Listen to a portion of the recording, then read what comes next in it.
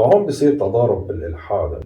بيج بانج كان هيك، بيج بانج سو هيك. ضيفنا اليوم رح ينقد الإلحاد بطريقة مختلفة. إذا نفكر بالحقيقة نحن بحاجة لتجربة، وهن العلم الشيء اللي بخلي من موقفه قوي بالإلحاد شو هو؟ عنده تجربة، عندهم تجارب. بس مش هون يعني بالأخير في ضمن هذا الحد اللي حكيت لك عنه إنه ستوب، ما في نقطة ما بيقدروا يوصلوها. في شغلات بقول لك مثلا على بعد كذا مليون سنة ضوئية لقينا فلان شغلة تثبت إنه مثلا إن في البيج بانج كان هيك، بيج بانج سو هيك.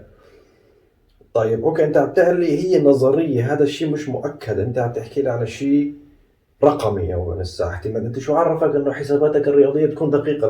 لاي مدى انت واثق من هذا الشيء؟ بغض النظر انه الهندسه هي هندسه، الكون كله هي عباره عن هندسه، اوكي. بس انه انت وقت تحكي تجربتك بالاخير في شيء مش كامل، فمعناته في شيء بحاجه ل انا بسميها بحاجه للتامل، يمكن انه تكون لتوصل لنقطه، اوكي.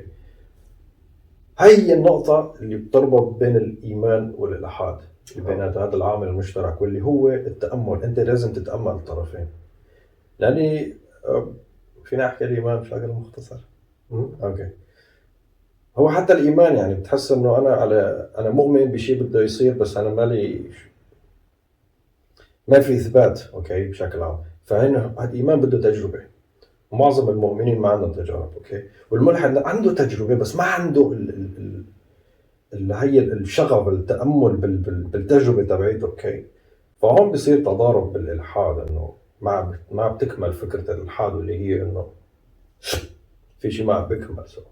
التأمل، أنت كمان عندك تجارب بالتأمل واليوغا وهيدا الأمور حلو كتير.